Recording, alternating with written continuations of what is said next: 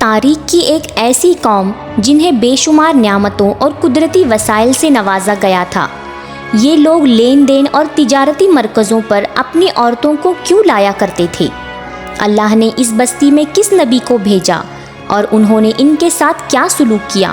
انہوں نے ایسا کون سا عمل کیا کہ ان پر 2 عذابیں نازل ہو گئیں؟ آج ہم اس صفحۂ ہستی سے مٹ چکی ایک تاریخی قوم اصحاب ایکا کے متعلق جانیں گے۔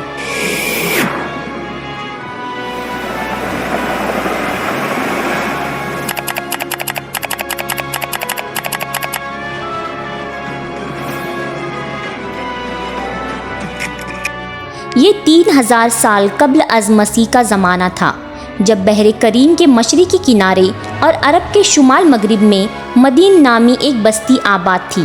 اہل مدین کا تعلق سلسلہ بنی اسرائیل سے نہیں تھا، بلکہ یہ قوم دراصل حضرت ابراہیم علیہ السلام کے صاحبزادے مدین کے اولاد میں سے تھے، جو حضرت ابراہیم کی تیسری بیوی کتورہ سے پیدا ہوئے تھے۔ اس لیے حضرت ابراہیم کی یہ خاندان بنی کتورہ بھی کہلاتی ہے۔ مدین اپنے اہل عیال کے ساتھ اپنے سوتیلے بھائی حضرت اسماعیل کے پہلو میں حجاز کے شمالی علاقوں میں آباد ہو گئے۔ یہی خاندان آگے چل کر ایک بڑا قبیلہ بن گیا، جنہیں تاریخ میں اہل مدین یا اصحاب ایکا کے نام سے جانا جاتا ہے۔ اہل مدین کا زمانہ حضرت موسیٰ علیہ السلام سے پہلے کا زمانہ ہے۔ یہ وہی زمانہ ہے جب سدوم اور عمورہ کے علاقوں میں قوم لوط فساد مچا رہی تھی۔ مدائن ایک ترقی یافتہ اور شہری علاقہ تھا، جبکہ اصحاب ایکا دیہاتی اور بدوی قبیلے کی آبادی والا علاقہ تھا، جہاں جنگل اور بن آباد تھے۔ کہا جاتا ہے کہ ایکا کے معنی گھنا درخت ہوتے ہیں، اور ایسا ہی ایک گھنا درخت مدین کے نواحی علاقوں میں موجود تھا، جس کی لوگ پوجا پاٹ کیا کرتے تھے، اس لیے ان لوگوں کو اصحاب ایکا کہا جاتا تھا۔ یعنی قبیلے کی نسبت سے یہ قوم اہل مدین کہلاتے تھے، اور مذہبی نسبت سے یہ قوم اصحاب ایکا کہلاتی تھی۔ یہ ایک ہی قبیلہ یا قوم کے 2 نام تھے۔ اس علاقے میں بہت اچھی آب و ہوا، سرسبز میدان، نہریں اور آبشاروں کی کثرت تھی، جہاں میوے، پھلوں اور خوشبودار پھلوں کی باکثرت باغات اور چمن تھے۔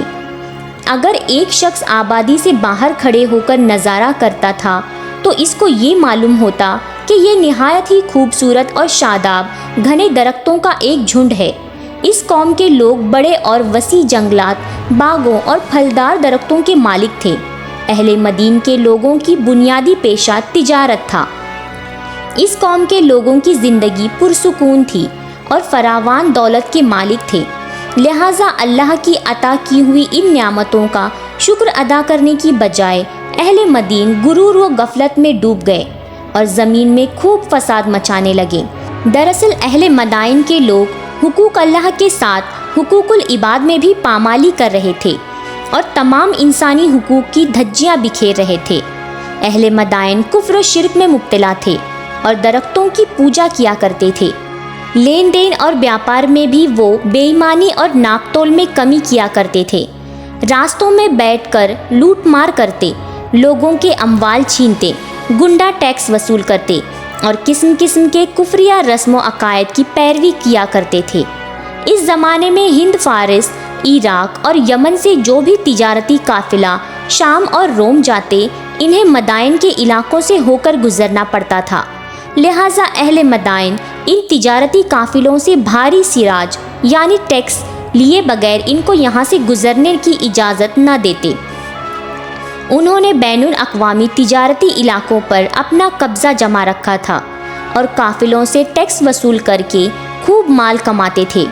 شاید اہل مدائن ہی دنیا کی وہ پہلی قوم تھی جنہوں نے ٹیکس لینے کے رواج کی شروعات کی، لیکن ان ٹیکس کی وصولی کے باوجود ان کے مال کی ہرس کبھی کم نہ ہوئی اور وہ لوگ ان راستوں پر گزرنے والے قافلوں پر حملہ کر کے انہیں لوٹ لیا کرتے۔ روایت ہے کہ جس ایکا نامی درخت کی یہ لوگ پوجا کیا کرتے تھے، اس درخت کے آگے ہر 3 مہینے کے بعد ایک خوبصورت کنواری لڑکی کو ذبح کیا جاتا تھا اور اس کے سارے اعضاء کو الگ الگ کر کے دفن کیا جاتا۔ ان لوگوں کا ماننا تھا کہ اگر یہ درخت کو دوشیدہ کی قربانی نہ دی گئی تو ہمارے کاروبار ختم ہو جائیں گے۔ اسی طرح زناکاری اور فحش کا یہ عالم تھا کہ انہوں نے اپنے بازاروں میں خاص انتظام کر رکھے تھے۔ یہ لوگ اپنی بہنوں اور بیویوں کو اپنے کاروباری مرکزوں پر عریاں لباس میں بٹھا دیا کرتے تھے، اور جب کوئی تاجر آتا تو وہ شہوت کے ہاتھوں مجبور ہو کر ان لڑکیوں میں مصروف ہو جاتا، جس سے وہ ناپ تول میں خوب کمی کر کے اور اکثر چیزیں ہی بدل ڈالتے تھے۔ لہٰذا اہل مدین کے روشد ہدایت کے لیے اللہ نے ان میں حضرت شعیب علیہ السلام کو مبعوث کیا۔ آپ کا تعلق عین مدین سے تھا۔ حضرت شعیب کے والد کا نام میکائل تھا، جو یویس کے بیٹے تھے، یس جرمین کے اولادوں میں سے تھے، جو حضرت ابراہیم کے صاحبزادے ہیں۔ اس طرح حضرت شعیب کا نسب حضرت ابراہیم علیہ السلام سے جا مل گئے۔ حضرت شعیب کے عرب کی سرزمین میں بھیجے گئے تیسرے نبی ہیں، جو حضرت ہود اور حضرت صالح علیہ السلام کے بعد مبعوث کیے گئے۔ توریت میں حضرت شعیب علیہ السلام کا ذکر باب خروج میں جیتھر کے نام سے آیا ہے، لیکن اس باب میں آپ کے متعلق بہت زیادہ معلومات نہیں ملتی۔ بچپن ہی سے حضرت شعیب علیہ السلام کی پرورش اس طرح ہوئی تھی کہ وہ اپنے قوم کے نیک اور معزز ترین شخص مانے جاتے تھے۔ آپ انتہائی نیک، ذہین اور شریف النفس انسان تھے۔ نبوت کے عہدے پر فائز ہونے کے بعد حضرت شعیب نے تبلیغ کی دعوت کا آغاز کیا۔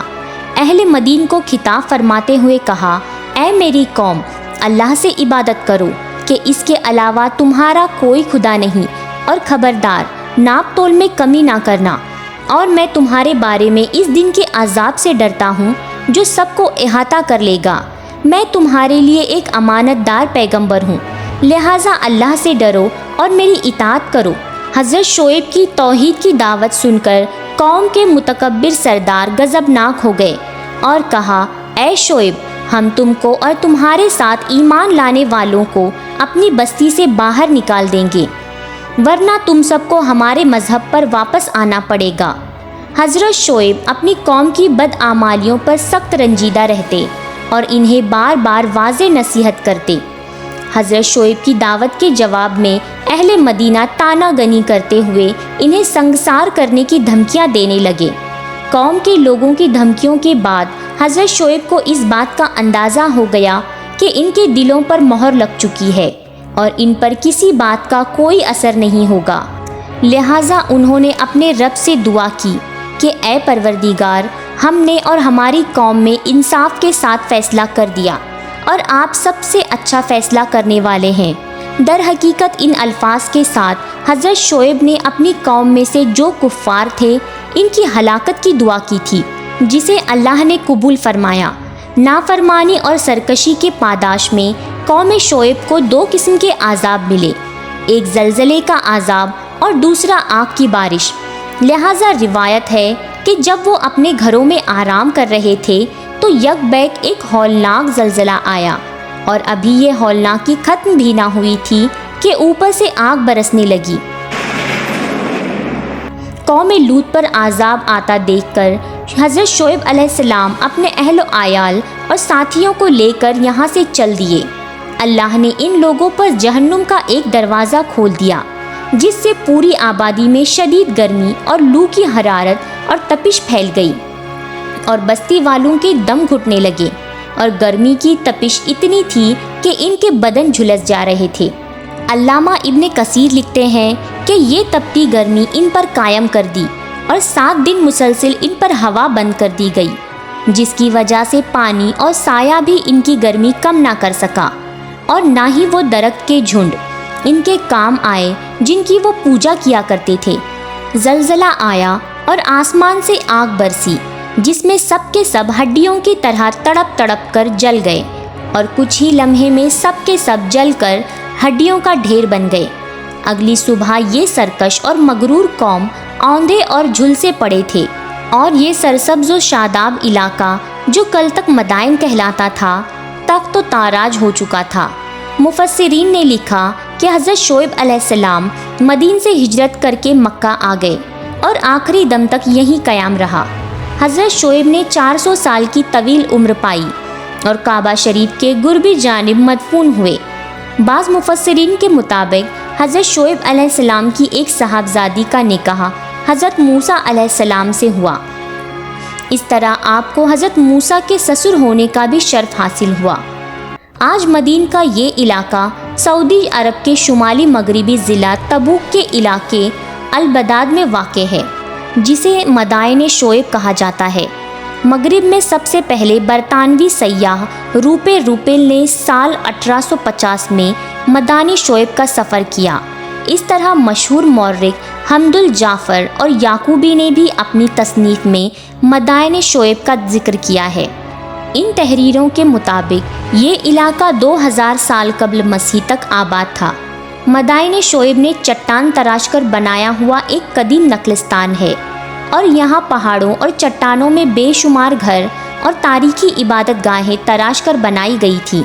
آج مدائن شعیب کے یہ ویران نقلستان، وادیاں اور بوسیدہ کھنڈرات لکھ کر یہ گواہی دے رہے ہیں کہ حقوق العباد کی پامالی کرنے والے ظالم قوم پر جب وہ صفائے ہستی سے مٹ جاتے ہیں، اصحاب ایکا اور اہل مدین کو اس روئے زمین پر نشان عبرت بنا دیا گیا، جنہوں نے سچے رسول کا انکار کیا اور شرک و کفار اور تجارتی معاملات میں کمی بیشی کر کے اللہ سے بغاوت کی۔ آج روح انسان کو صفائے ہستی سے مٹے ہوئے ان قوموں سے سبق لینے کی ضرورت ہے۔ کیا کہیں ہم خود اپنے ناپ تول اور لین دین میں ناانصافی کر کے بدعمالی میں مبتلا تو نہیں؟